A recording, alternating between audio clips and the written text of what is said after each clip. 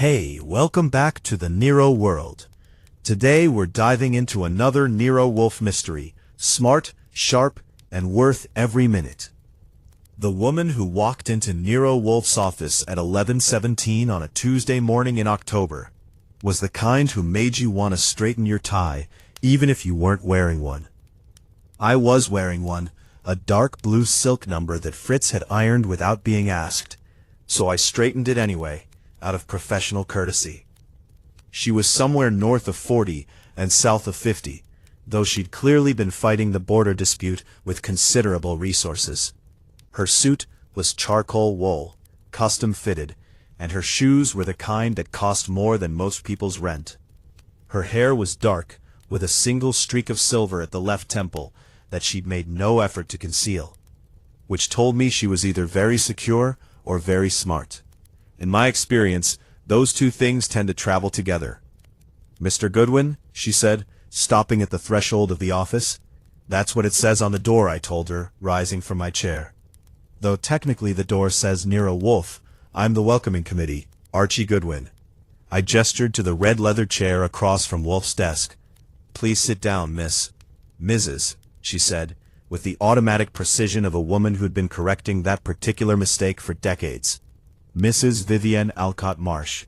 She sat in the red leather chair the way some people sit in church, straight-backed, deliberate, fully aware of the significance of the occasion.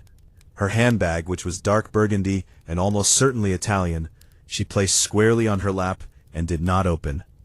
Wolfe was not in the office. He was upstairs in the plant rooms for his 10 to 11 orchid session, which ran until 11, and then his 11 to noon orchid session, which ran until he felt like coming down. I'd buzzed him twice. The plant rooms had their own microclimate, their own ecosystem, and their own laws of time, none of which bore much relationship to the schedules of paying clients. "Mr. Wolfe will be with you shortly," I said, which was optimistic, but not technically a lie. Not sharply. Just as a fact she felt entitled to put on the record. "He keeps a strict schedule," I said. "The orchids come first. Everything else comes after the orchids, murders included." Something moved in her eyes. It wasn't surprise exactly, more like confirmation. "Then I'm in the right place," she said. That was when the elevator hummed to life. Nero Wolfe does not walk so much as proceed. He moves through ruins the way weather moves through valleys, slowly, inevitably, and with the suggestion that the landscape ought to consider rearranging itself in preparation. He is 6 feet tall, and weighs what he weighs, which is a figure neither of us discusses, because he doesn't own a scale, and I've learned not to mention it. His face is large, expressive, and arranged in a permanent expression of mild disdain for the universe, which he considers insufficiently organized. He came through the office door, rounded his desk with the practiced efficiency of a man navigating his one true domain, and lowered himself into his custom-built chair with the careful deliberation of a man who has made peace with gravity without exactly surrendering to it. He pressed the button that would bring beer, arranged his hands flat on the desk, and looked at Vivienne Alcott Marsh. "Madam," he said. "Mr. Wolfe," she said. They regarded each other with mutual assessment. I took my seat at my own desk, uncapped a pen, and prepared to be useful. "You have come," Wolfe said, "about a contract." Mrs. Alcott Marsh's composure flickered, just slightly. "How did you—" "Your name." "Alcott Marsh. Your husband is Leonard Marsh, the founder and chairman of Marsh Capital Partners. 3 weeks ago, Marsh Capital announced the acquisition of Penfield Industrial, a deal worth, by most estimates, something between $60 and $90 million. The Penfield board had been resisting the acquisition for 2 years. Then, rather suddenly, they accepted. Business journalists attributed this to a change in leadership at Penfield. I read the financial pages with the same attention I give to everything. The word contract is my inference from the circumstances." He paused. "Am I wrong?" She was quiet for a moment. "You are not wrong," she said. "Then proceed." Fritz arrived with beer, 2 bottles of the Montenegrin dark that Wolfe had been drinking lately, and a glass of water that nobody had requested, but that Fritz brought anyway, because Fritz believes that civilization depends on small gestures of hospitality. I made a note of the time.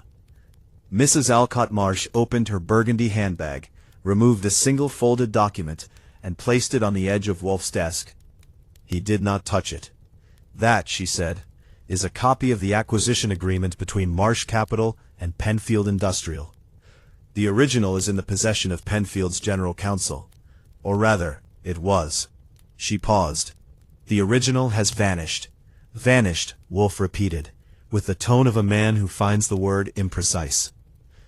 3 days ago, she said, my husband's associate and senior partner, a man named Gerald Fenn, was found dead in his office at Marsh Capital on 53rd Street.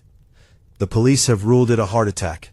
Gerald was 51 years old and had no history of cardiac illness. She met Wolfe's eyes without flinching. He was the only person at Marsh Capital, other than my husband, who had access to the vault where the original acquisition contract was stored. And the contract, Wolfe said, was gone. Yes. I had been writing. I stopped writing and looked up. Mrs. Alcott Marsh, Wolfe said, reaching now for his beer, and pouring with the careful attention he gave to all poor-related operations. You are telling me two things, and you are presenting them as though they are connected. A man is dead, and a document has disappeared. The police have concluded the first matter is natural. What do the police say about the second? The police, she said, with a precision that contained considerable feeling, do not know about the second. My husband has not told them. I see. Wolfe drank. Why not? Because, she said, the contract that is missing contains a clause that my husband would prefer not to become public knowledge. A clause that may or may not be entirely lawful. And because my husband believes that whoever took the contract is using it as leverage, blackmail, Mr. Wolfe. Someone has the original acquisition agreement for Marsh Capital's largest deal in a decade, and they intend to use it. And your husband, Wolfe said, sent you. My husband doesn't know I'm here. She said it simply without apology. Leonard believes he can manage this himself. He has been believing he can manage things himself for 30 years, which is how he built his company, and which is also how he has arrived at a position where his senior partner may have been murdered, and someone is holding a document that could destroy everything he's built. She straightened, if such a thing were possible, given that she was already sitting as straight as physics would allow. I am here because I believe Gerald Fenn was killed. I am here because I believe my husband may be in danger. And I am here because I was told, by a woman whose judgment I trust entirely, that if you cannot find the truth, no one can. The room was quiet for a moment. On the shelf behind Wolfe's desk, the globes sat in their usual positions, and the bookshelves flanked them with their usual solemnity. Through the window that faced West 35th Street, October light came in pale and non-committal. Wolfe set down his beer glass. Who is the woman whose judgment you trust? He asked. Helen Cortland. You found her son 3 years ago, when the police had given up. Wolfe's expression didn't change, but something behind it did. He had found Danny Cortland in a rooming house in Hoboken after 17 days, alive and confused and carrying no memory of how he'd gotten there. The police had been helpful in the way that people are helpful when they don't expect to succeed. Wolfe had sent me to Hoboken on a Thursday afternoon, and I'd been back by Friday morning. Very well, Wolfe said. Tell me about Gerald Fenn. She told us. Gerald Fenn, 51, had been Marsh Capital's senior partner for 11 years, having joined from a private equity firm in Chicago. He was, by all accounts, brilliant, careful, and not particularly likable, a combination that tends to succeed in finance the way it succeeds nowhere else. He had been, in Mrs. Alcott Marsh's words, the architect of the Penfield deal. Every clause, every negotiated concession, every structural arrangement had passed through Gerald Fenn's mind before it became paper. He was also, she added, with a careful pause beforehand, involved in a difficult situation with a junior associate at the firm named Cora Denby. Involved, I said. Romantically, she said, without looking at me. Was Mrs. Fenn aware? Wolfe asked. Denise Fenn is aware of everything, Mrs. Alcott Marsh said. She always has been. Wolfe asked about access to the vault. The vault, she explained, was a secure document storage room on the 14th floor of the Marsh Capital offices. Fireproof, alarmed, with a keypad and a physical key. 4 people had access: Gerald Fenn, Leonard Marsh, the firm's office manager Harriet Coles, and the building's facilities director, a man named Boyd Trapper, who held a master key for emergency access. 4 people. 1 dead, 1 contract missing, 1 husband who didn't know his wife was in this office. "My fee," Wolfe said, "is substantial." "I know," she said. She reached back into the burgundy handbag and produced an envelope, which she placed on the desk next to the contract copy. "That is a retainer. If it's insufficient, tell Mr. Goodwin what figure you require." Wolfe did not look at the envelope. He looked at Mrs. Alcott Marsh for a long moment, with the expression he uses when he's deciding whether a problem is sufficiently interesting to justify the disruption to his routine. "Archie," he said. "Yeah. What is your assessment of Mrs. Alcott Marsh?" I looked at her. She looked back at me without expression, which itself was an expression. "She's telling us about 90% of what she knows," I said. "The other 10% she's holding back because she doesn't know yet whether we need it. She's scared, but the fear is controlled and organized, which means she's been scared before and knows what to do with it. She's not protecting her husband. She's protecting herself from the consequences of her husband's decisions, which is a slightly different thing." I paused. "She also hasn't asked us to keep this quiet, which means she either trusts us or has already accepted that some things are going to come into the light regardless." Mrs. Alcott Marsh was quiet for a moment. "Well," she said, "that's unsettling." "He does that," I told her. Wolfe had poured his second beer. He settled back in his chair, which made the kind of sound that chairs make when they are under significant philosophical pressure. "Mrs. Alcott Marsh," he said, "I will take the case. I will require access to the Marsh Capital offices, to Mr. Fenn's professional files, and to the individuals I will name as the investigation proceeds. I will require your cooperation, and I will require that you inform your husband of my engagement before tomorrow morning. He will resist, and he will be wrong to do so, and you will remind him of that." He paused. "I will also require a full account of the clause in the acquisition agreement that your husband wishes to keep private. Not today, but soon, before we can proceed very far." She nodded once. "I understand." "Good. Archie will show you out."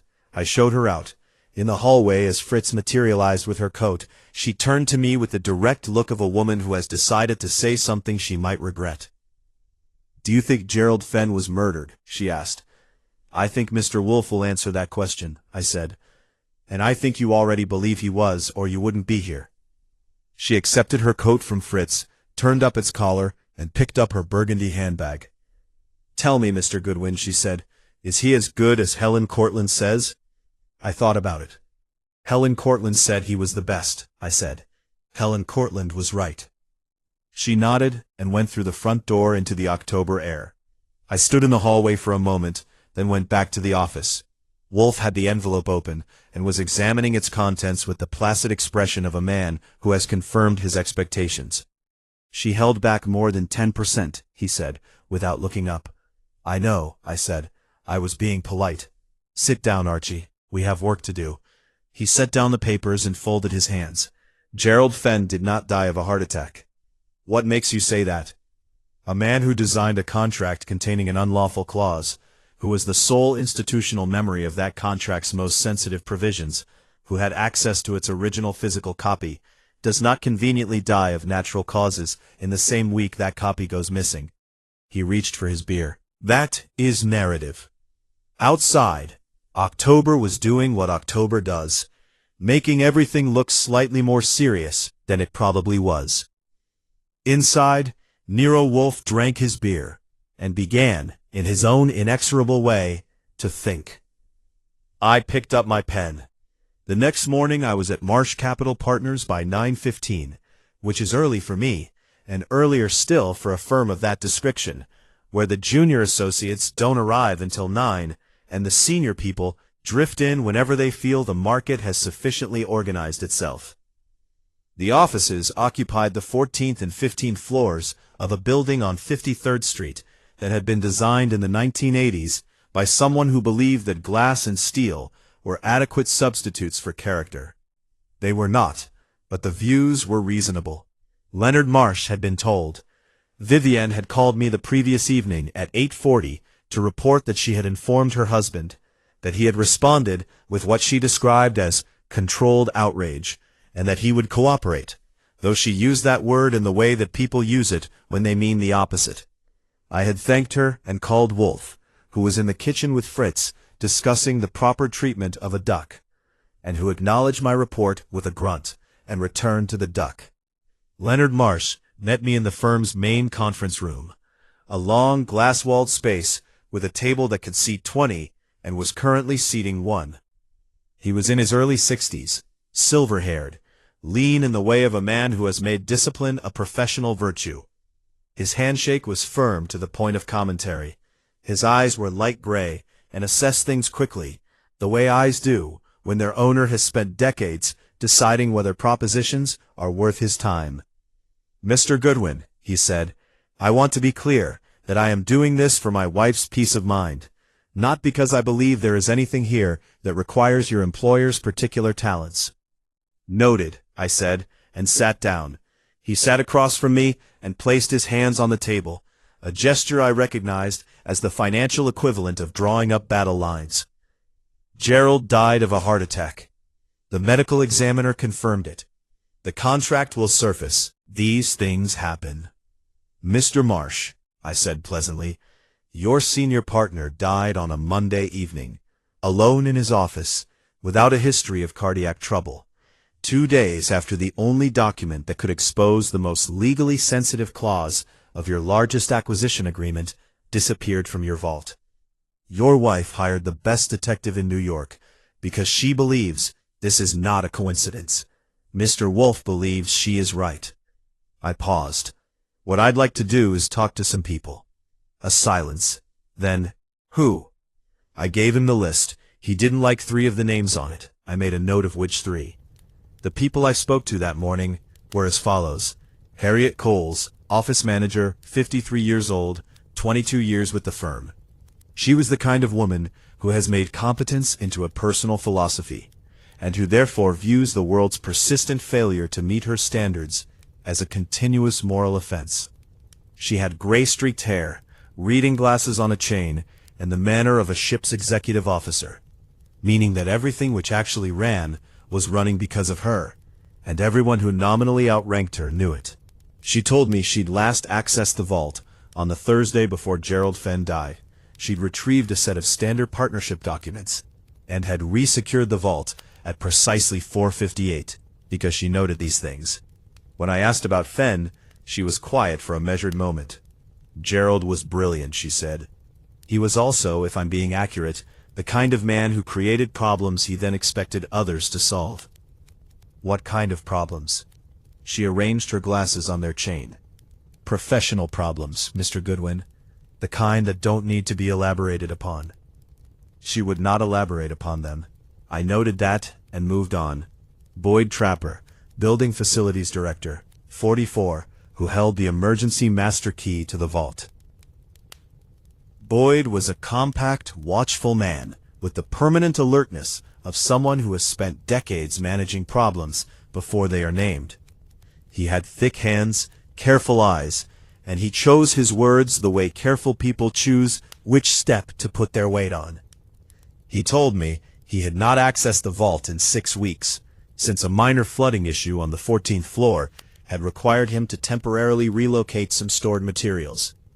He told me this easily, with the ease of a man who had decided in advance what he was going to say and was delivering it correctly. I noted that ease and stored it. "Did you know Mr. Fenn personally?" I asked. "I knew him the way you know someone in a building," he said. "Good morning, elevator, good evening. That kind." "Never socially?" "No." He said it once, which was once fewer times than an innocent person usually says it. Cora Denby, 28, junior associate, was someone I'd been told about by Mrs. Alcott Marsh, and had not been told about by Leonard Marsh, which said something about both of them. She was tall, precise in her movements, and wore the kind of expression that you'd call neutral if you were being generous, and deliberately blank if you were being accurate. She had dark eyes that tracked things in a room the way eyes do when their owner is making calculations. "You and Gerald Fenn," I said. Mrs. Alcott Marsh described the relationship differently. A pause. A very controlled pause. "Mrs. Alcott Marsh," she said, "is the chairman's wife. Her descriptions carry weight in this firm, regardless of their accuracy." Was she inaccurate? Cora Denby's hands, which were folded on the table, remained folded and still. "Gerald and I had a friendship that some people chose to characterize in a particular way," she said. "I am not responsible for how people characterize things." I wrote that down. I wrote it down slowly, so she could watch me write it. "Where were you on Monday evening?" I asked. "Here, working. I was here until 9. "Anyone who can confirm that?" "The security desk logs building access. I imagine it can." She said "I imagine" the way people say it when they know. Denise Fenn was the last interview of the morning, and required a separate trip. She was at her and Gerald's apartment on East 72nd Street, a large pre-war building with a doorman and the slightly muffled silence of a place where money has been long enough to stop making noise. Denise Fenn was 50 years old and handsome in the way of a woman who has always known exactly what she looked like and has arranged her life accordingly. She wore black, but she wore it like a choice rather than a sentence. Her apartment was immaculate. Flowers on the entrance table, books arranged by height on the shelves, not a cushion out of place. She offered me coffee. I accepted. She talked about Gerald with the fluent precision of a woman who has been composing her account of a marriage for a long time, and now finds herself delivering it to an audience. He had been driven. He had been, in the aggregate, a man defined by his professional life in ways that left other aspects of a life somewhat underdeveloped. "Were you aware of his relationship with Cora Denby?" I asked.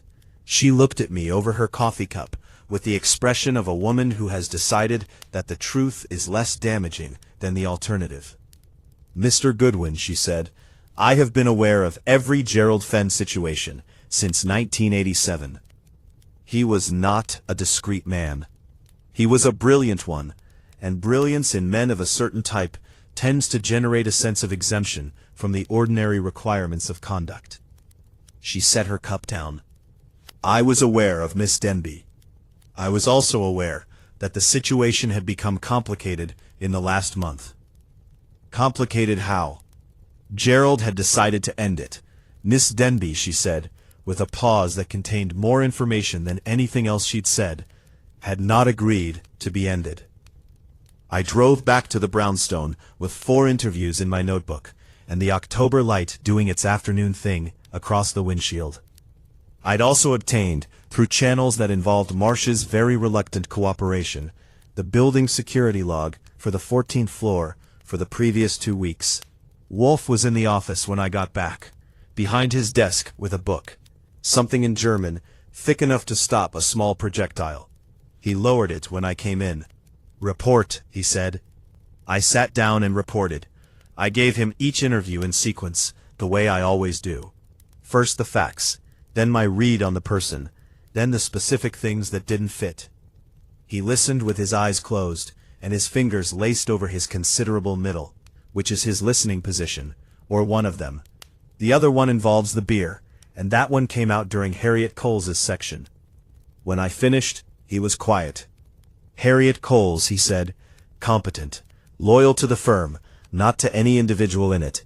She knows more about the professional problems Fenn created than she told me. She'll tell me more if she decides it serves the firm's interest.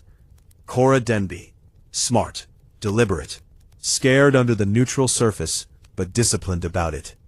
She was here until 9 on Monday, and she knows the security log confirms it, and she mentioned the security log, which means she thought about what I'd check before I asked. Boyd Trapper. prepared. He had a speech, and he delivered it. Not nervous about the words, nervous about what's behind the words. And Denise Fenn. I thought for a moment. She's the only one who told me something she didn't have to. The thing about Cora Denby not accepting the end of the relationship. Nobody asked her to say that. She said it anyway. Wolfe opened his eyes. Why?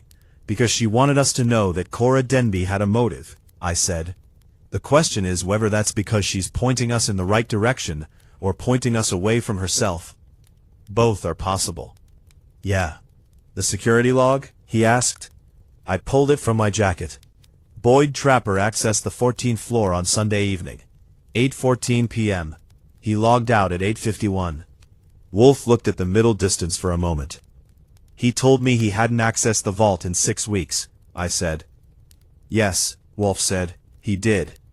Fritz appeared in the doorway to announce that lunch would be ready in 12 minutes, and that it was a cassoulet that had been developing since dawn, and would not benefit from delay. Wolfe rose from his chair, with the expressions of a man who has organized his priorities correctly. This afternoon, he said, moving toward the door, you will obtain the autopsy report. The ME won't release it without. You have methods. They involved a phone call to a contact at the medical examiner's office named Rowena, who owed me a favor from a situation the previous spring that neither of us discussed publicly. I made a mental note to use it. Gerald Fenn was not killed by his heart, Wolfe said, pausing at the doorway. He said it in the tone he uses for things that are not yet proven, but have already been decided. What was he killed by? I asked. That, he said, is what the autopsy will tell us. He considered. And what it tells us will tell us who. He went to lunch. I picked up the phone.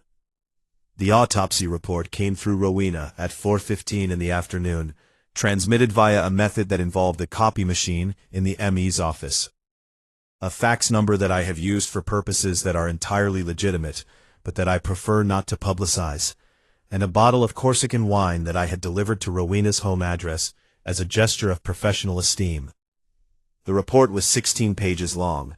The relevant section was on page 9. Gerald Arthur Fenn, age 51, had died as a result of cardiac arrest. That much the official finding confirmed. What the official finding had been slow to process, and what the toxicology addendum on page 9 made clear, was that the cardiac arrest had been preceded and very likely precipitated by an elevated blood concentration of digoxin, a compound used therapeutically in controlled doses for certain heart conditions, and fatally in uncontrolled doses in a person whose heart was otherwise healthy. Gerald Fenn's heart was otherwise healthy. I called Wolfe from the kitchen, where Fritz was doing something with a copper pot, and a level of concentration that suggested the operation was delicate. Wolfe was in the plant rooms. He'd gone up at 4, as scheduled, because Wolfe going up to the plant rooms is as certain as the tide. But he picked up the house phone on the 3rd ring, which is 1 ring faster than usual, which told me he'd been waiting. Digoxin, I said. Not a long one. Administered how? He asked. The report doesn't say conclusively. Blood concentration suggests oral or intravenous. No injection site noted, so probably oral. In sufficient quantity, it mimics natural cardiac failure, particularly in someone with no cardiac history and no one expecting to look for it. It is a compound readily available to anyone with a prescription, Wolfe said, or without one, if they know where to look, or if they have access to someone who takes it therapeutically. Yes. Another pause. Come upstairs. I went upstairs. The plant room spanned the entire roof of the brownstone and contained somewhere in the vicinity of 10,000 orchid plants, in various states of collaboration with Wolfe's intentions. Theodore Horseman, who manages the plants with a devotion that I have always found slightly excessive, was somewhere in the 3rd room. Wolfe was in the 2nd room, standing in front of a bench of Lealio-Cattleya hybrids in early bloom, his hands behind his back, studying them with the focused attention that he ordinarily reserves for a well-constructed theory. Who among our suspects or their associates, he said without turning around, takes digoxin therapeutically? I don't know yet. I can find out. Do so. He reached out and adjusted a support stake with 2 fingers. and find out who Gerald Fenn dined with on the Sunday and Monday before his death. You think he was dosed over a meal? He was found dead at his desk on Monday evening. The toxicology indicates the compound had been in his system for between 12 and 36 hours, which means it entered his system sometime between Sunday morning and Monday evening. He turned to look at me. A man who is being systematically poisoned over multiple doses is easier to kill than a man who is given a single fatal quantity. The concentration in his blood suggests accumulation rather than a single event. So someone had repeated access to him over the weekend. Or access to something he consumed repeatedly. Food he prepared himself. A drink kept in his office. He turned back to the orchids. Find out his weekend routine. I went back downstairs and started making calls. Wolfe's instruction to find out things is one of those directives that sounds simple and isn't. But I've been doing it long enough that I have a systematic approach. I start with the people closest to the subject, then work outward to the circumstantial and institutional, and I try to finish before the people I called earliest have had time to call each other. By 8 o'clock, I had assembled the following picture. Gerald Fenn's weekend. On Saturday, he had lunch at a Midtown club with a Penfield board member named Morton Vale. The lunch had been logged in Fenn's calendar, which Harriet Coles had provided at my request, and confirmed by the club's reservation record. On Saturday evening, he had dinner at home. On Sunday afternoon, he had been at the office. Boyd Trapper's security log access confirmed this, at least circumstantially, since Trapper accessed the 14th floor, while Fenn was, according to his calendar, scheduled there. On Sunday evening, Fenn had dinner with Cora Denby at a restaurant on the Upper East Side. That Sunday dinner required a moment's attention. It was either a going-away dinner, Fenn ending the relationship in person over food, which was either kind or cowardly depending on your view, or something else. Denise Fenn had told me Gerald had decided to end things with Cora, and that Cora hadn't agreed to be ended.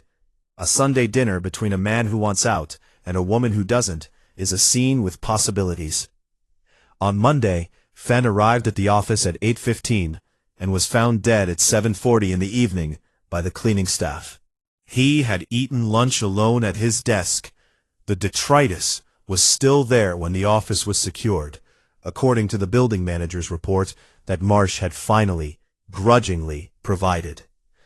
I also found out, through a source at a Pharmacists Guild database that I won't name, that digoxin prescriptions in the circle of people I was looking at had one confirmed hit.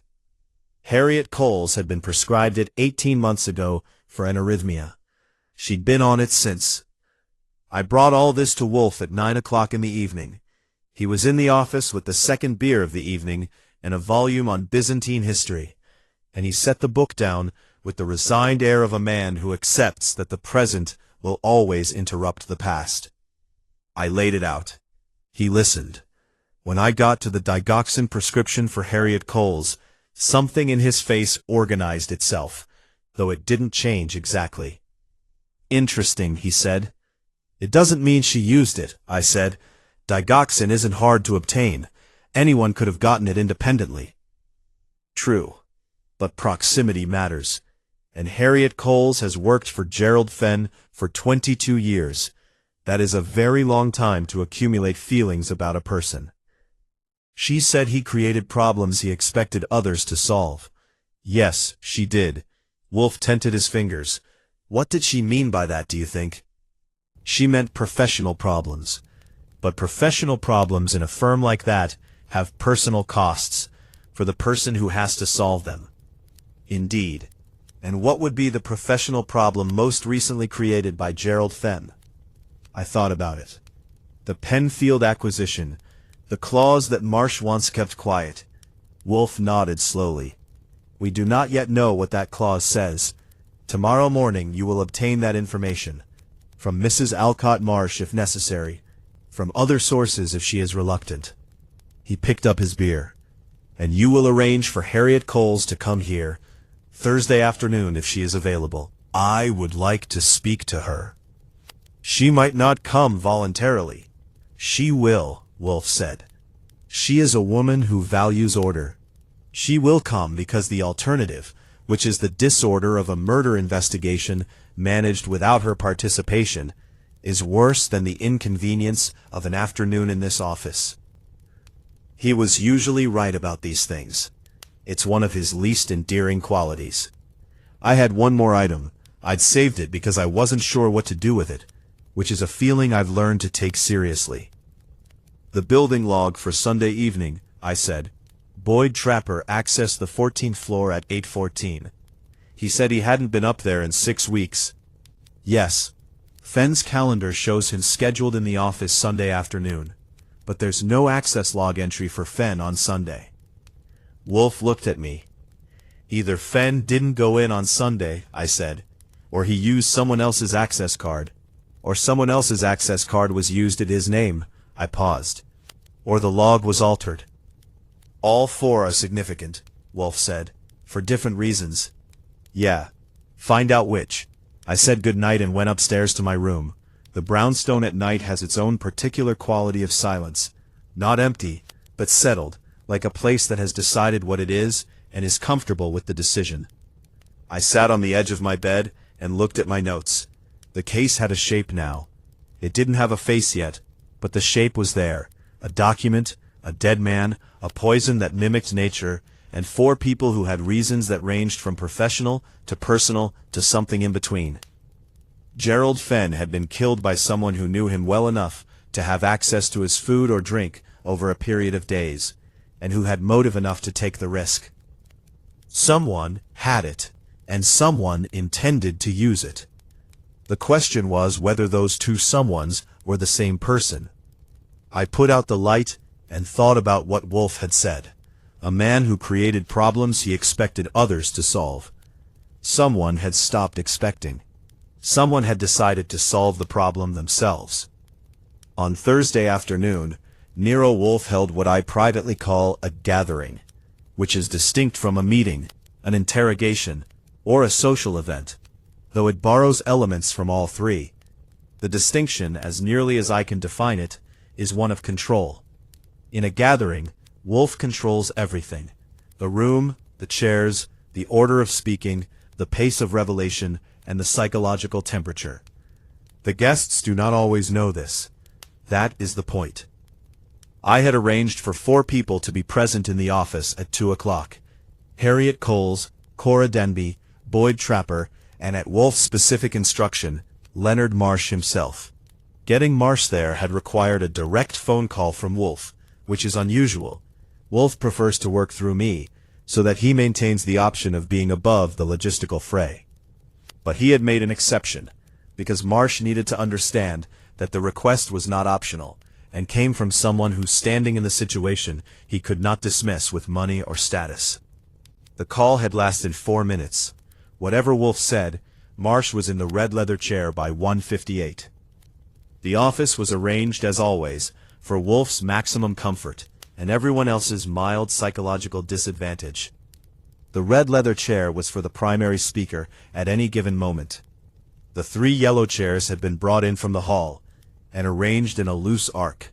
Fritz had brought beer, and a tray of club soda and water, which nobody except Wolfe would touch, because drinking in front of Nero Wolfe, while being interrogated, feels too much like lowering your guard.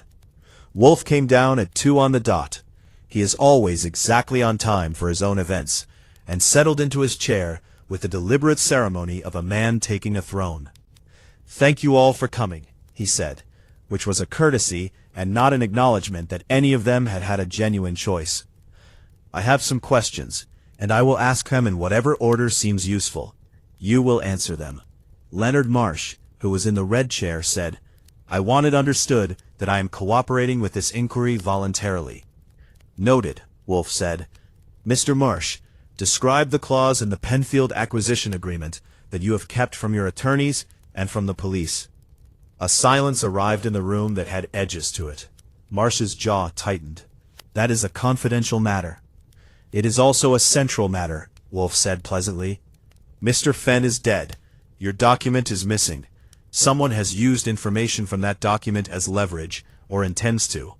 You cannot expect me to find the document, identify the killer, and neutralize the threat while treating the most relevant fact in the case as confidential. He paused. Alternatively, you can leave, continue to manage this yourself, and wait to see what happens next. The silence reconstituted itself. In it, I watched the 4 other people in the room. Harriet Cole seated in the leftmost yellow chair, still and composed. Cora Denby in the center chair, looking at her hands. Boyd Trapper on the right, looking at Leonard Marsh. The clause, Marsh said, finally, concerns a payment made to a member of the Penfield board in exchange for their vote on the acquisition. A bribe, Wolfe said. A consulting arrangement. Mr. Marsh. A shorter silence. Yes, Marsh said, in the way that a reasonably informed person might interpret it. Which board member? Morton Vale. I wrote that down. Morton Vale, the same Morton Vale that Gerald Fenn had lunched with the Saturday before his death. And Mr. Fenn arranged this payment? Wolfe asked. Fenn and I arranged it together, Marsh said. But Fenn drafted the clause. He built the structure. He was the one who... He stopped. Something moved through his face. The point is, if that clause becomes public, both Marsh Capital and the Penfield deal are finished, and Vale goes to prison. And possibly you, Wolfe said. Marsh said nothing. Wolfe turned his attention from Marsh as smoothly as a door turning on a well-oiled hinge. Miss Denby, he said. Cora Denby looked up. Yes. You had dinner with Gerald Fenn on Sunday evening, 2 days before his death. Yes. Describe the dinner. She was quiet for a moment, not hesitant, just measuring. We met at Delancey's on 79th. We were there from about 7 till 9. What did you discuss? Gerald told me he wanted to formalize, he used that word, formalize, the end of our relationship, that he felt it had become complicated and that he wanted to focus on the firm. She said it evenly. I told him I understood. We had dinner, he had the lamb, I had the sea bass. We ordered a bottle of Burgundy. She paused. He drank most of it. He drank most of the wine, Wolfe said. Yes. Did you pour? Cora Denby's hands, still in her lap, were perfectly still. We poured for each other, she said, as one does at dinner. Indeed. Did you at any point during the dinner add anything to Mr. Fenn's wine? No, she said, not sharply, just clearly. Or to anything else he consumed that evening? No. Wolfe looked at her for a long moment, which is a technique that works, because most people feel compelled to fill long looks with words. Cora Denby did not fill it. She held his gaze with the composure of someone who has prepared for exactly this question, and has decided that the best answer is the true one, delivered without embellishment. Very well, Wolfe said, and turned. Mrs. Coles. Harriet Coles adjusted her glasses on their chain. Mr. Wolfe, you have been office manager at Marsh Capital for 22 years. 22 years and 4 months, she said, with the precision of a woman who counts things. And in that time, you developed a thorough understanding of Gerald Fenn. I understood Gerald professionally, she said. That was the extent of our relationship. You take digoxin, Wolfe said. She did not flinch. I have an arrhythmia. My cardiologist prescribed it 18 months ago. How do you keep your prescription? I beg your pardon? Where do you store the medication? At home? In your office? A pause. The first real pause Harriet Coles had produced. In my office, during the week, she said. In my bathroom cabinet at home, on weekends. Did Gerald Fenn know you take it? It's not something I advertise. But you've worked in the same offices for over 2 decades, Wolfe said. Did he know? He may have seen the prescription bottle once. People see things in offices. And in those 22 years, Wolfe said, shifting forward slightly in his chair, a movement that was nearly imperceptible, but that told me he was arriving at something. Did Gerald Fenn ever ask you to do something, professionally, that you considered improper? The room was very still. Lawyers deal with improperly framed questions, Mr. Wolfe, she said. I am an office manager. That doesn't answer my question. She looked at him with the expression of a woman deciding how much truth is survivable. Gerald asked me to do things that I found distasteful, she said, on several occasions. I did not do them. What kinds of things? Once, to backdate a document. Once, to destroy a file that was subject to a regulatory request. She said it flatly. I declined both times. And what was the consequence of your declining? Gerald was angry. He was frequently angry. Then he found another way to accomplish what he wanted, or he didn't, and we continued. She looked at her hands. I stayed because this firm is not Gerald Fenn. Gerald Fenn was one person in a firm that I have helped build. The firm is worth more than the person. Wolfe nodded slowly. And if you had known that Gerald Fenn was the primary architect of a fraudulent payment that put the entire firm at legal risk, I would have told Leonard, she said, looking at Marsh, who did not look back. Immediately. Did you know? Wolfe asked. I didn't know the details of the Penfield clause, she said. I suspected something was irregular. I always suspected something was irregular with Gerald. A pause. But no, I didn't know. Wolfe turned to Boyd Trapper, who had been sitting in the rightmost chair with the stillness of a man who wishes he were somewhere else, but knows that wishing is pointless. Mr. Trapper, Wolfe said. Yeah, said Trapper. You told Mr. Goodwin that you had not accessed the 14th floor in approximately 6 weeks. That's right. The building security log shows you accessing the 14th floor on Sunday evening, between 8:14 and 8:51. A pause. Not the composed pause of Harriet Coles or the measuring pause of Cora Denby. A different kind. The pause of a man doing arithmetic about his options. I forgot, Trapper said. I had a minor thing, a light sensor that needed. Mr. Trapper, Wolfe said. You accessed the secure document vault on the 14th floor on Sunday evening, the day before Gerald Fenn died, and the day before the original acquisition contract was discovered missing.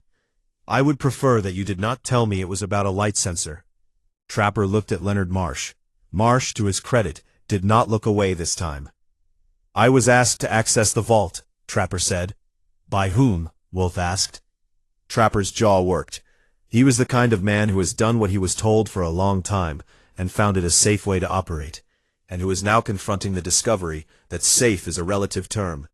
Sen, he said. Gerald Fenn called me Sunday afternoon and asked me to access the vault and retrieve a specific document. Which document? He just said the Penfield folder. He described the binder. I got it out and left it on the 14th floor table by the entrance, like he said. And you saw Fenn at the office? No. He said he'd come in later and pick it up himself. I didn't. He stopped. He said he'd pick it up, but he didn't, Wolfe said. Because the document was not there when the vault was discovered open on Tuesday. Trapper's hands, on his knees, were not quite still. No, he said, he didn't. Wolfe leaned back in his chair. He tented his fingers, which is his conclusion posture. Not the conclusion of the case, but the conclusion of a movement.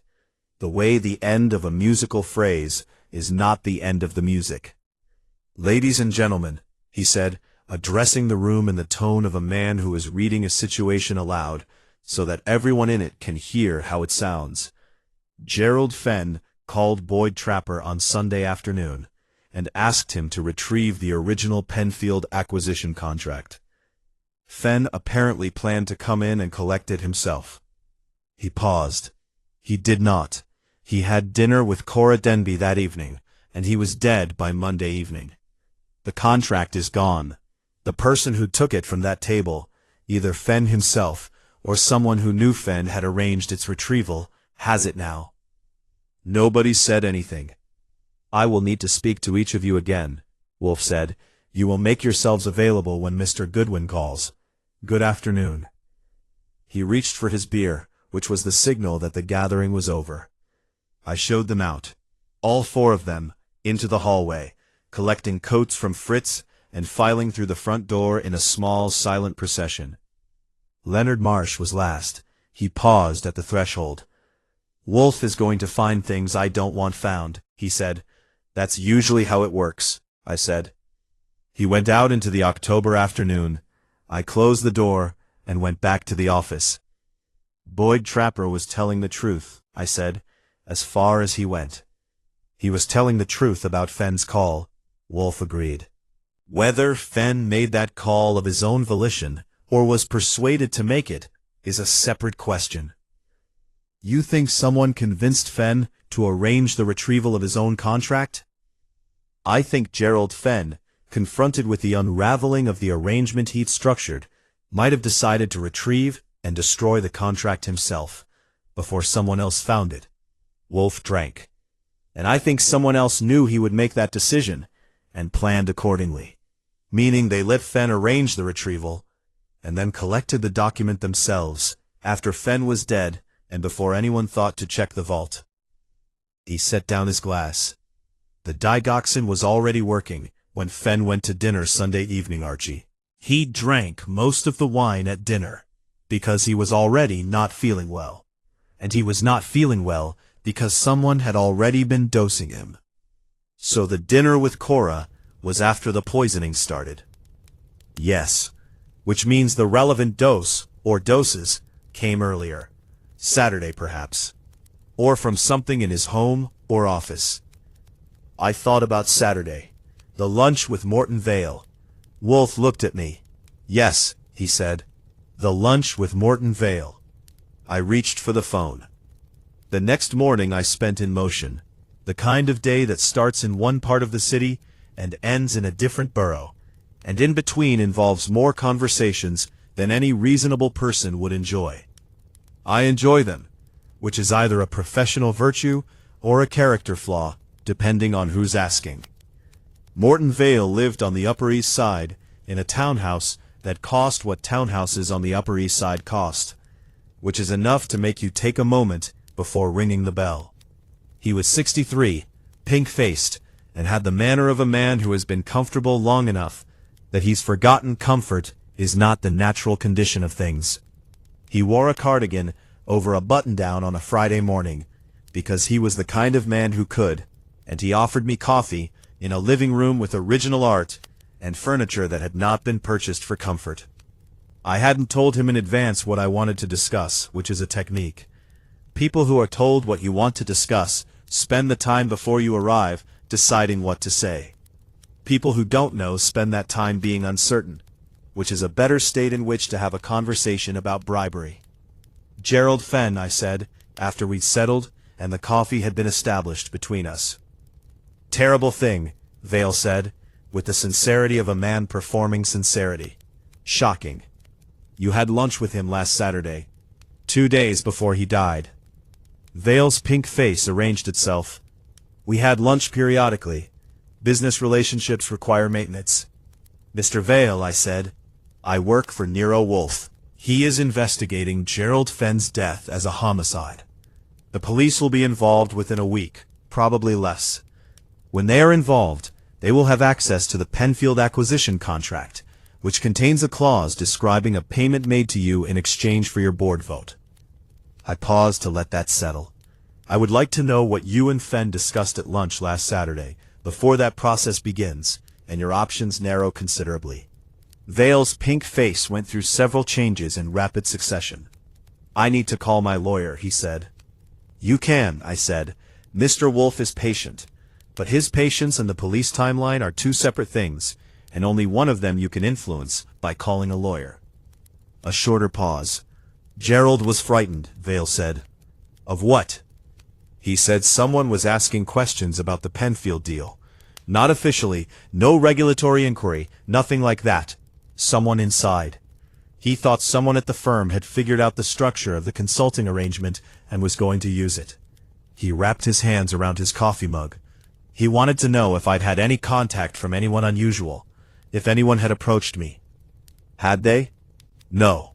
He said it directly, which was a different quality from the way he'd been saying other things. No one contacted me. I told Gerald that. He paused. He seemed like a man who'd been sleeping badly. Did he say who at the firm he was worried about? Vale shook his head. He was vague about it. Gerald was often vague about things he found threatening. He'd rather analyze them from a distance than name them. I asked him what they'd eaten. He told me a business club lunch ordered from a menu delivered to a private dining room. They'd each had their own plates. No shared dishes. Vale had ordered a salad and the fish. Fen had had soup, the steak, and a glass of red wine. 1 glass. Did Fen seem physically unwell during lunch? I asked. Vale thought about it. He was pale, he said. I thought it was stress. He did. A pause for grammar. He rubbed his chest a few times. I remember thinking he seemed tired. The digoxin was already at work on Saturday at lunch then, which pushed the origin of the dosing back to Friday at the latest. From Vale's townhouse I went to Denise Fenn's apartment, because I had a question that hadn't been in my original interview, and that the autopsy had made relevant. She received me without apparent surprise. She was a woman who had organized herself for the duration of a crisis, and would remain organized until it was over. The digoxin, I said, after we'd covered the necessary preliminary ground. Gerald had no prescription for it, and no cardiac history. It was in his system. I need to know if he had contact with any medication in your apartment. Yours, a visitor's, that could have exposed him. Denise Fenn was quiet for a long moment. I don't take digoxin, she said. Do you know anyone who does who was in your home recently? She looked at me with the expression she'd had in our first interview, the one that calculated truth's relative value. Gerald had a standing invitation for dinner Wednesday evenings, she said. He came for dinner most Wednesdays. Last Wednesday? Yes. Who else was at dinner? No one. It was Gerald and me. Who prepared the food? I did, she said, as I always do. A pause. And before you ask, Mr. Goodwin, I do not take digoxin. I have never taken it, and I did not poison my husband. I believe you, I said, and I mostly did. On the way back down in the elevator, I was working through the timeline. The digoxin was in Gerald Fenn's system by Saturday at lunch, probably by Friday at the latest. Fenn had dinner at home on Saturday evening. Denise had confirmed he didn't join her Wednesday that week, which was irregular, and had spent Saturday night at the apartment on his own. He'd arranged with Boyd Trapper to retrieve the contract on Sunday afternoon, then had dinner with Cora Denby, which meant the dosing had happened either at the office on Friday or at home on the weekend, or at both. I went back to Marsh Capital. Harriet Coles received me with the precision of a woman who had been expecting me, which she probably had. Mr. Fenn's office, I said. The police have released it, she said. Leonard is using it temporarily. I need 15 minutes in it. She gave me 15 minutes. She also gave me, without my asking, something I hadn't expected. She told me that Gerald Fenn had a habit of keeping a personal thermos at his desk. He brought it from home, filled with coffee, and he drank from it throughout the day. He was particular about his coffee, she said. He didn't like what the kitchen made. He brought his own. Where's the thermos now? I don't know. It's not in his office. I noticed when we cleared his desk. I did not say anything, because there are moments when saying anything is the wrong choice, and what's required is to write things down in your notebook with a level of deliberateness that tells the person across from you that you have understood the significance of what they just said. Harriet Coles watched me write. He kept the thermos on his desk, she said. He filled it at home in the mornings. He's done it for years. A pause. Anyone who had been in his office, or in his home, could have. Yes, I said. She looked at her hands. I didn't know it would matter. I'm telling you now because it matters. I know you are, I said. I thanked her, conducted a careful inspection of Fenn's office that told me nothing the thermos absence hadn't already established, and drove back to the brownstone. On the way I called Wolfe.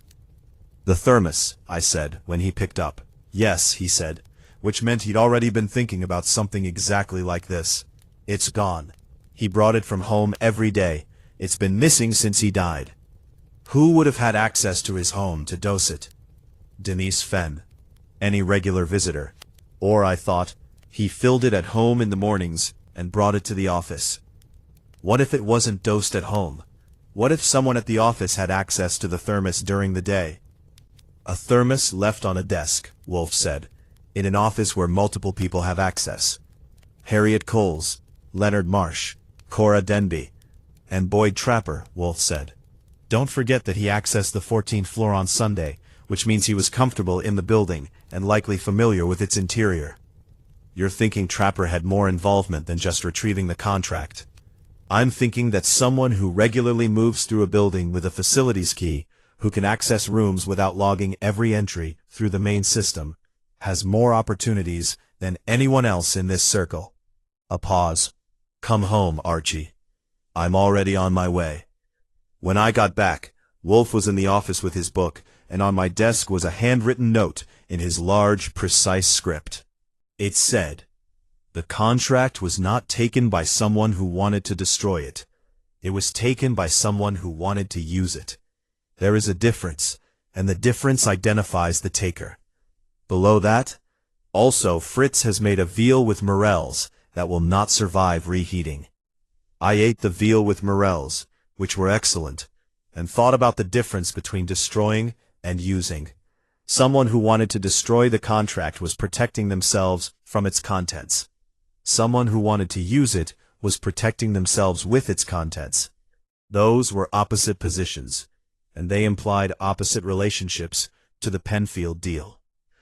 I went back to the office. Harriet Coles wanted it destroyed, I said. She wanted the improper clause gone because it threatened the firm. Possibly, Wolfe said. Cora Denby wanted it as leverage, against Fenn or against Marsh. Why against Marsh? Because Fenn ended the relationship and Marsh runs the firm that employs her. Leverage against the firm is leverage against everyone in it. Wolfe considered. And Trapper? Trapper was used, I said. I don't think Trapper knew what he was retrieving for or who would collect it after Fenn died. I think he was a mechanism. A mechanism operated by whom? I sat down. I don't know yet. No, Wolfe said, but we are close. He picked up his book. Tomorrow I will have an answer. Tonight I will read. Saturday mornings in the brownstone have a quality I've never managed to fully describe, except to say that they feel like the world has agreed to lower its voice for a few hours. The plant rooms are in their second-day rhythm. Fritz makes something involved that requires both butter and time. Wolfe comes down from breakfast at 9:30 and goes directly to the office to think, which looks exactly like sitting in a large chair, doing nothing, but which I've learned to treat with complete respect. I brought him everything I had and organized it on my desk by category. Timeline, physical evidence, statements, access. Then I sat and waited, because when Wolfe is assembling a theory, he does not want the ambient noise of someone else's process. At 10:45 he spoke. The thermos, he said.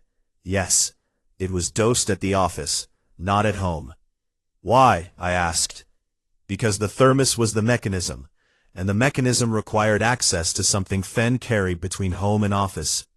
But the dosing had to occur when Fenn was not present and could not observe it. At home, Fenn's comings and goings are unpredictable. At the office, his schedule was managed and known. He paused. And at the office, certain people had access to his desk when he was away from it. He was in and out of his office continuously. Yes, but he was also in meetings, on the phone, at lunch. Wolfe's fingers tented. The digoxin was accumulating over multiple days, Friday and possibly Thursday. Someone with regular access to his office space, someone whose presence there would not attract comment, dosed the thermos. Harriet Coles, I said. She has free access to every office in the firm. Yes, but she is not the only one. Cora Denby also has access to his floor, and had by her own account a professional relationship with Fenn that included working closely with him on the Penfield deal. Her presence in or near his office would generate no comment. Motive, I said. Cora Denby's motive is personal, the ending of the relationship, and what that ending would cost her professionally and personally. But there is another motive, Archie, one more interesting. He picked up his beer, which Fritz had brought without being asked, as Fritz tends to do. The Penfield clause. She knew about it? She worked on the Penfield deal. She is intelligent. Would a person of her intelligence working as closely as she did on the structure of the acquisition, fail to notice an irregular payment embedded in the agreement? I thought about it. Maybe not, I said. No, and if she noticed, she had leverage, not just personal leverage over Fenn, professional leverage over the entire firm, over Leonard Marsh himself. He drank. A junior associate with that kind of leverage is in a very different position from a junior associate without it. So she took the contract to protect herself, use it as a shield rather than a sword. Or both, Wolfe said. She is not naive. Harriet Coles? I asked. Harriet Coles is loyal to the firm. If she had found that contract and recognized its contents, she would have destroyed it and managed the consequences internally. She would not keep it. He paused. She is, however, a woman who has spent 22 years protecting an institution from a man who repeatedly threatened it, and she has the compound in her medicine cabinet, which any of them could have obtained from any pharmacy independently. True, but proximity is always interesting. He set down his glass. The question that determines everything, Archie, is this. Who knew that Fenn had called Trapper and arranged the contract retrieval before Fenn was found dead? I went still. Because, Wolfe continued, the contract was collected from that table on the 14th floor after Fenn died, and before the vault was reported open. Whoever collected it knew it was there, which means they either heard Fenn's call to Trapper, or Fenn told them about it, or Trapper told them. Trapper, I said. Trapper did not act alone and is not intelligent enough to have designed this, Wolfe said. But Trapper has a characteristic we have identified. He does what he is asked. He retrieved the contract because Fenn asked him. Would he tell someone else that the contract was sitting on a table, if they asked him? If he trusted them, or was managed by them? Yes, Wolfe looked at me. Who manages building facilities in a firm? I thought about it for a full 5 seconds. The office manager, I said. Wolfe nodded once, slowly, the way he does when a theory has closed around its subject. Harriet Coles, I said. She manages Boyd Trapper's firm-related activities. He reports to her for building coordination. She would know he'd been called by Fenn. She might even have intercepted the information directly. If Trapper mentioned it to her, if she has access to call logs, if she overheard. And Harriet Coles, Wolfe said, is a woman who has decided that the firm is worth more than any person in it, including Gerald Fenn, and including, I suspect, whatever legal arrangement was embedded in the Penfield contract. She took it to destroy it, I said. But then why still have it? Why not have destroyed it already? Wolfe smiled. Not a warm smile, but the kind that appears when a mechanism has operated correctly. Because she cannot destroy it yet. Destroying the original contract doesn't destroy the deal. The deal is registered. The acquisition is complete. The clause exists in lawyers' copies and filings. Destroying the physical document only removes one copy. To truly neutralize the clause, she would need to know who else knows about it, and what they intend. He paused. She took it to understand the landscape before deciding what to do. She is methodical. She is not impulsive. And the murder? Gerald Fenn, Wolfe said quietly, was a problem the firm could not survive. If the clause became public, the firm was finished, and Fenn was the author of the clause. He was also the person most likely, under pressure, to make a deal, to give up Marsh, to give up Vale, to protect himself. That is what men like Gerald Fenn do. He tented his fingers again. A woman who has spent 22 years holding a firm together would not allow that. She would remove the problem. I looked at my notes. She's been preparing for something like this for a long time, I said slowly. Not specifically this, but something. She stayed when any reasonable person would have left. She endured Fenn's requests to backdate documents, to destroy files. She declined, but she stayed. Why? Because she was waiting, Wolfe said, for a problem large enough to justify what she'd need to do to solve it. Outside, Saturday October light came through the windows at the angle it only achieves in autumn, clean and long and slightly elegiac. You need proof, I said. I need one thing, Wolfe said. I need to know where the contract is now. If Harriet Coles has it, it will be in a place that is secure, organized, and easily accessible to her alone. She is not a person who improvises storage solutions. Her office at the firm has a locked cabinet. Yes, but she is too intelligent to keep it there. He paused. Where does a woman like Harriet Coles feel most secure? I thought about it. At home, I said. At home, he agreed. Find out if she has a safe. And find out, he added, who has a prescription for digoxin in Harriet Coles's family. Her sister, he said. I believe Harriet Coles has a sister with a cardiac condition. She mentioned a family situation last year, when Marsh Capital's HR records show she took a medical leave. I recall it from a background document you obtained on Monday. I went to my files. He was right. Harriet Coles had taken 4 days of medical leave 14 months ago. In the notes, which I had, because I am thorough, it said, family medical. Her emergency contact was listed as one Patricia Coles Wren, same surname, different address in Westchester. I found Patricia Coles Wren's medical profile through a contact who does not work for the insurance industry, but who knows people who do. She was 58 years old. She had for the past 3 years been managing a cardiac arrhythmia. With digoxin. I walked back into the office. Her sister takes it, I said. Wolfe nodded as if I'd told him it was still Saturday. Arrange the gathering for Monday, he said. All of them. Here. 2 o'clock. He picked up his book. And tell Fritz that I would like the lamb tonight, not the chicken. I told Fritz. Then I went upstairs, sat at my desk, and read back through my notes from the beginning. When you work for Nero Wolfe long enough, you develop a sense for the moment when all the lines converge. It's not a dramatic feeling exactly. It's quieter than that. It's the feeling of a room that has been out of order, becoming slowly, and then all at once, arranged. I had that feeling now. Sunday passed in the particular way that Sundays pass when you are preparing for something that requires timing, composure, and the careful management of several people's simultaneous ignorance. I made phone calls.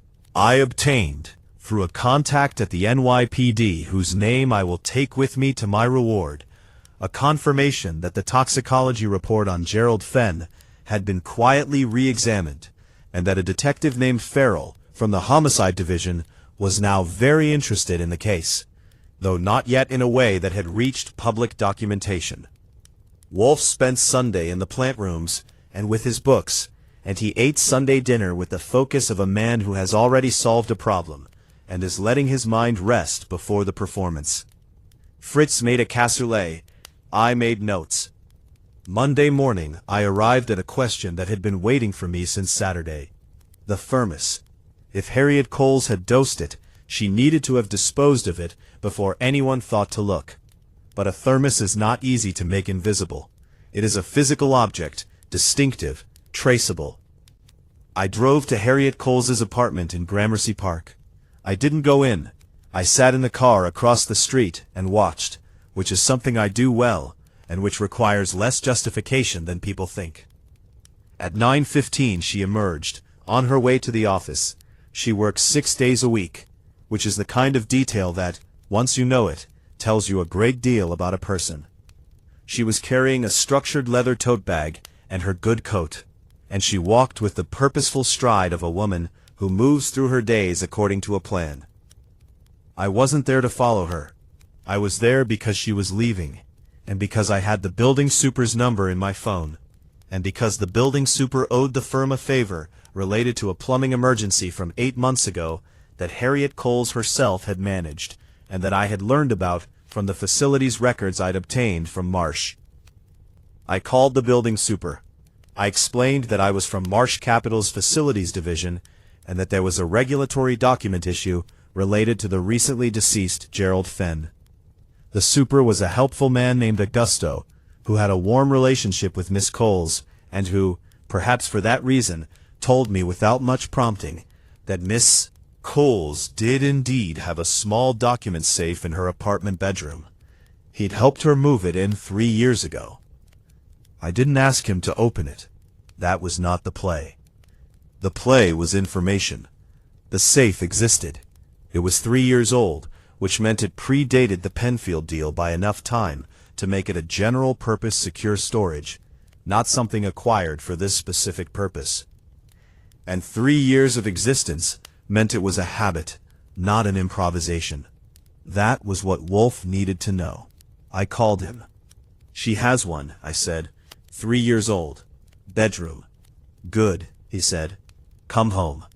When I got back, Wolfe was in the office with Fritz, discussing the menu for the afternoon. Tea would be offered, water would be available, and there would be, at Wolfe's specific instruction, a small plate of the almond cookies that Fritz makes twice a year, for no particular reason, except that they are excellent. This detail matters less than it seems. Wolfe has observed over decades of gatherings that offering food creates a fractional shift in the psychological dynamic of a room. People feel less purely adversarial when something good faith is on the table. Even people who don't eat the cookies are affected by their presence. He spent the rest of the morning in the plant rooms, came down at 11 and ate lunch with the systematic attention he brings to meals. Then he came back to the office, settled in, and was still. At 1:45, I did one more thing. I called Harriet Coles at her office. "Miss Coles," I said, "Mr. Wolfe asked me to mention, before this afternoon's meeting, that he has spoken with the police. Detective Farrell from Homicide has been briefed. The autopsy results have been re-examined." I paused. "He wanted you to be aware of that before you arrived." A silence. "Thank you for letting me know." Her voice was precise and level, the way it always was. I hung up and went to the office. "She knows you know," I told Wolfe. "Good," he said. "Will she come?" "Yes," he said, "she will come because she is a woman who faces things. It is both her greatest quality and, in this case, her fatal miscalculation." He looked at his hands. "She believes she could manage this the way she has managed everything else in 22 years, by being the most prepared person in the room." He paused. "Today, she will not be." At 2 o'clock exactly, all 4 of them were in the office. Leonard Marsh, in the red leather chair, his face set in the expression of a man who has decided that control is still possible. Cora Denby, in the leftmost yellow chair, straight-backed, hands folded, watching Wolfe with the particular attention of someone who has realized that their prior calculation of a situation was not complete. Boyd Trapper, in the center chair, wearing the expression of a man who has been uncomfortable since last Thursday and has no clear path back to comfortable. Harriet Coles in the rightmost chair, closest to the door, her hands in her lap, with the leather tote bag at her feet. She met Wolfe's eyes when she came in and held them for a moment, not aggressively, not submissively, assessingly. One professional to another. Wolfe looked back at her the same way. Fritz brought the tea. Nobody took any. Fritz brought the cookies. Nobody took any. "Good afternoon," Wolfe said. Nobody responded. These were not people who wasted words on pleasantries when they sensed what was coming. "I have a question for each of you," Wolfe said, "and then I will have a statement." He looked at Leonard Marsh. "Mr. Marsh, you knew the Penfield clause was potentially criminal. You also knew that Gerald Fenn was the one person who could, if pressured, give you up. When you became aware that someone was investigating the clause internally, which Fenn told Morton Vale at their Saturday lunch, did you suspect Fenn himself might cooperate with investigators in exchange for leniency?" Marsh's jaw tightened. "I considered the possibility," he said. "Yes," Wolfe said, "I thought so." He looked at Cora Denby. "Miss Denby, you worked on the Penfield deal closely enough to understand its structure. When did you realize the consulting payment to Morton Vale was irregular?" Cora Denby's hands, folded in her lap, did not move. "I had suspicions," she said carefully. "Nothing confirmed." "When did you have those suspicions?" A pause. 6 months ago, approximately." "And you said nothing?" "To whom?" she said. "Gerald managed the deal. Leonard owns the firm. I'm a junior associate." "You said nothing," Wolfe said, "because the knowledge was more valuable than the disclosure." He did not make it an accusation exactly. He made it a description.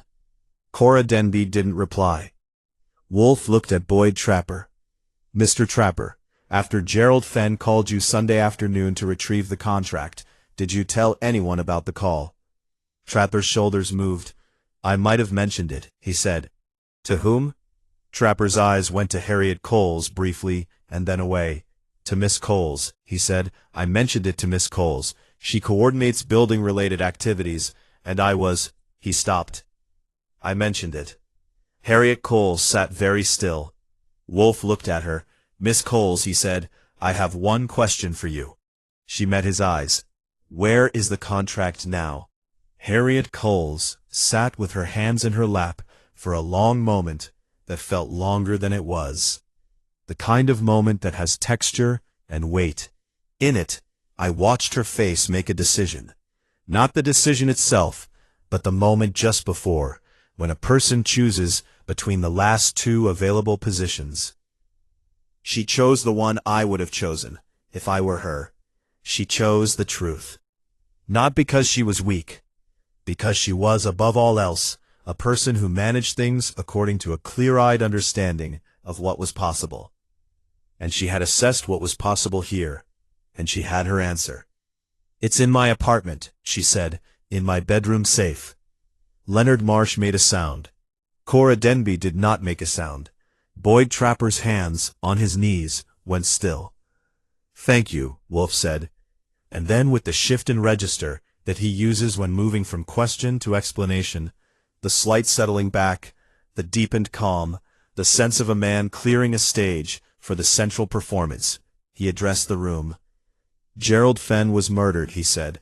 I will explain how, and by whom, and why, because each of those things is necessary to understand the others. Gerald Fenn was a brilliant man who had spent his career building structures, financial, legal, contractual, of great complexity, and in at least one case, considerable illegality. The Penfield acquisition contained a clause describing a fraudulent consulting payment to Morton Vale, a Penfield board member, in exchange for his decisive vote on the acquisition.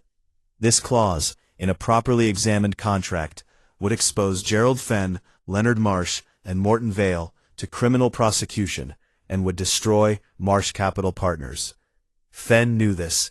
He had always known it. It was in his calculation a manageable risk.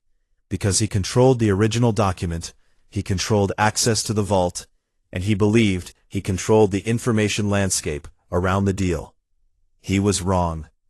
Harriet Coles, in her 22 years as office manager, had developed a complete, granular understanding of everything that moved through Marsh Capital. Documents, relationships, financial arrangements, personnel matters. She was the institutional memory of the firm. She knew things that no one intended her to know, because knowing things was how she did her job. And somewhere in the past year, she came to understand the structure of the Penfield clause. She did not go to the police. She did not confront Fenn or Marsh. She is not an impulsive woman, and she understood that confrontation without preparation is simply noise. She prepared. What she prepared for was the eventuality that Fenn, under sufficient pressure, would choose to save himself at the firm's expense. Fenn's conversation with Morton Vale on the Saturday before his death confirmed that this pressure was arriving. Someone was asking questions. Fenn was frightened. Frightened men make deals. Harriet Coles decided that Fenn needed to not make a deal. He paused.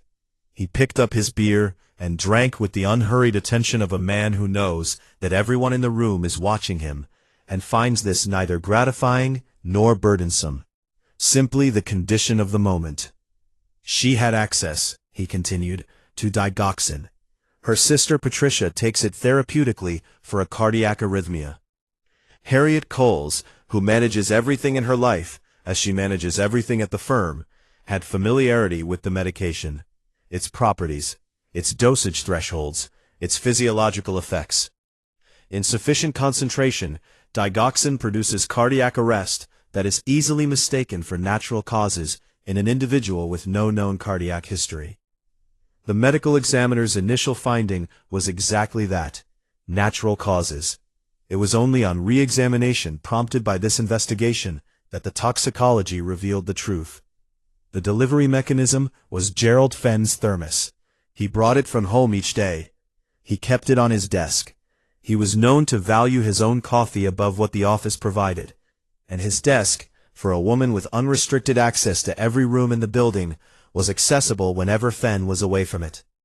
She dosed the thermos on Thursday and Friday of last week. The compound accumulated in his system over the weekend, producing the pallor and chest discomfort that Morton Vale observed at their Saturday lunch. By Sunday evening, when Fenn had dinner with Cora Denby, he was already failing, though he did not know it. He drank most of the wine at dinner, not from social pleasure, but because he was not feeling well. And alcohol is an analgesic. By Monday evening, the concentration in his blood was fatal. The cleaning staff found him at his desk. The thermos, which would have shown traces of the compound, has not been recovered. Miss Coles disposed of it. The method is immaterial. Now, Wolfe set down his beer. The contract. Gerald Fenn, in his last days, made one decision correctly. He decided to retrieve and presumably destroy the original acquisition agreement before someone else could use it against him. He called Boyd Trapper on Sunday afternoon and asked him to bring the Penfield binder out of the vault and leave it on the 14th floor table. Mr. Trapper did so, and mentioned the task, as he routinely mentions building-related activities, to Harriet Coles. Miss Coles had not anticipated this. Her plan had been to allow Fenn to die, for the death to be ruled natural, and for the firm to continue, damaged by Fenn's absence, but intact. But Fenn's retrieval of the contract introduced a risk she had not accounted for. If the contract was destroyed, the legal exposure remained in ancillary copies. But if the contract was lying on a table in an accessible part of the building, and if investigators subsequently found it there, the clause would be exposed regardless of what happened to Fenn. So on Monday, after Fenn failed to collect the contract on Sunday night because he was already too ill, she collected it herself. She took it home, and she has been sitting with it since, determining what to do. Harriet Coles had been looking at her hands throughout this. Now she looked up. "You've left something out," she said. Her voice was level. "Have I?" Wolfe said. "Why I took it." "You've said I took it to prevent exposure. That's accurate as far as it goes. But I also took it because I wanted to know who would come looking." She glanced at Leonard Marsh, briefly, and away. "I've spent 22 years managing the consequences of decisions made by other people. I wanted to know who was responsible. All of them. Fully." "And do you know now?" Wolfe asked. "I know Gerald arranged the payment," she said. "I know Leonard approved it. I know Morton Vale accepted it. And I know that everyone in this room who wasn't me knew more than they admitted."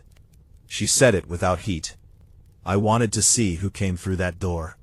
"And now we have," Wolfe said. "Yes." A quiet. Then Marsh said, and his voice had the quality of a man who has accepted that a position has been lost and is now calculating the next one. "She poisoned a man, Wolfe. She murdered Gerald." "Yes," Wolfe said. "She did." He looked at Marsh with the expression he reserves for people who have made a large and obvious error. "You, Mr. Marsh, constructed an acquisition involving criminal fraud and allowed your senior partner to embed that fraud in a legal document. You will not be permitted to occupy the moral ground in this room." Marsh's jaw tightened. He said nothing. Wolfe turned to Cora Denby. "Miss Denby, you suspected the fraud. You preserved your silence as professional leverage. You are not a killer, but you are not innocent of the arrangement's architecture." Cora Denby looked at him steadily. "I know," she said. Wolfe looked at Trapper. "Mr. Trapper, you were used as a mechanism by people more deliberate than yourself. Your cooperation with this investigation, full and immediate, will be the relevant factor in whatever follows." Trapper nodded once, emphatically, like a man who has never been more grateful for a sentence in his life. Wolfe folded his hands. "The police," he said, "will arrive within the hour. I have arranged for Detective Farrell of the Homicide Division to attend. He has been briefed on the broad outline. He will need statements from each of you, and he will need the contract, Miss Coles, which I would ask you to have delivered to this office before he arrives." Harriet Coles reached into her tote bag without comment and produced a cream-colored legal binder, which she set on the corner of Wolfe's desk. Everyone in the room looked at it. "I brought it," she said quietly. "I knew you'd want it." Wolfe looked at her for a long moment. "You came here today," he said, prepared to confess. "I came here today," she said, "because you were right about one thing, Mr. Wolfe. I'm a woman who manages things. I've managed things for 22 years. I manage them until they're finished." A pause. "This one is finished." And then she sat back, crossed her hands in her lap, and waited for the police.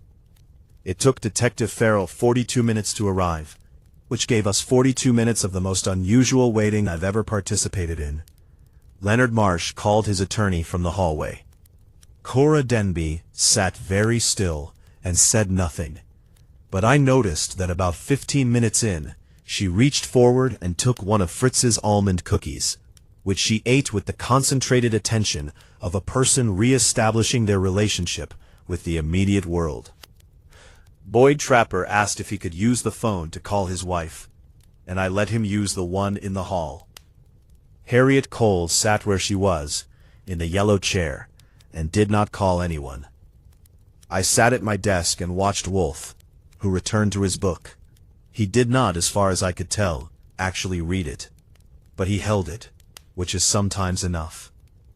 When Farrell arrived, a compact man in a good coat with the permanently inconvenienced expression of a good homicide detective, Wolfe put the book down, gave him 10 minutes of the most precise verbal summary I have ever heard, and then told me to take everyone except Harriet Coles to the front room to await their turns with Farrell's associate, a young woman named Chen, who had the careful eyes of someone who will go far. I did as instructed. In the doorway, before I followed the others, I looked back at Harriet Coles. She was sitting in the yellow chair, with her hands folded and her back straight, looking at nothing in particular, with the composed expression of a woman who has completed a very long task. "Miss Coles," I said. She looked at me. "For what it's worth," I said, "you ran a good ship." She held my look for a moment. "The ship," she said, "had a hole in it." I nodded. "It did." I went to the front room and closed the door. 2 weeks later, on a Thursday afternoon when the October light had given way to November's more serious intentions, Wolfe and I were in the office doing the kinds of things we do on Thursday afternoons. Him with the book, me with the racing forms, both of us in the specific peaceable silence that follows a closed case. Vivian Alcott Marsh had paid the full invoice without commentary, which is the best kind of payment. Leonard Marsh had been charged with securities fraud and was currently managing that situation with the assistance of attorneys whose billing rate would make your eyes water. Morton Vale had been indicted. Cora Denby had resigned from Marsh Capital voluntarily, which was described as pursuing other opportunities in the firm's internal communication, and which was accurate in the way that all things are accurate at sufficient altitude. Boyd Trapper had given a full and cooperative statement, and had been, as Wolfe predicted, treated accordingly. He was still in the building, fixing light sensors. Harriet Coles had been charged with murder in the second degree. She had retained a defense attorney named Pierce, who had a reputation for taking the long view. She had said in her initial statement to Detective Farrell that she had one regret, and it was not Gerald Fenn. Her one regret was that she had not found a way to protect the firm that did not require what she'd done. I believed her. "Archie," Wolfe said, from behind his book. "Yes. The Vanda orchids in the second room are preparing to bloom. Theodore believes it will happen within the week." "Is that so?" "It is." A pause. "I mention it because I will require uninterrupted time in the plant rooms beginning Monday." "I'll keep the clients away," I said. "See that you do." He returned to his book. I returned to the racing forms. Outside, November moved through the city with the efficient authority of a season that has replaced a better one and knows it. I thought about Harriet Coles sitting in a yellow chair with her hands folded, having decided that the ship was worth more than the sea it sailed on. I thought about Gerald Fenn, who had built something complex and unlawful, and had been in the end the main casualty of his own construction. I thought about Leonard Marsh, who had approved the arrangement and was now discovering what it costs when someone else decides the price. Most of all, I thought about the contract, the Penfield acquisition agreement, that cream-colored legal binder sitting now in an evidence room somewhere downtown, containing in its pages a clause that had cost 2 careers, 1 partnership, 1 life, and 22 years of institutional loyalty, more than it had ever been worth. A phantom contract. That was what we'd called it at the start. And in the end, that's what it had been. Not just because it had disappeared, but because it had never been real in the way that legitimate things are real. It had been a structure built on an arrangement that couldn't survive the light. Most things like that can't. Wolfe turned a page. I made a note on the racing form. The brownstone on West 35th Street went about its business, which is the business of containing, on any given afternoon, 1 large genius, 1 competent and underappreciated associate, 1 masterful cook, and 10,000 orchids waiting for the right conditions to bloom. All things considered, that's not a bad way to spend a November.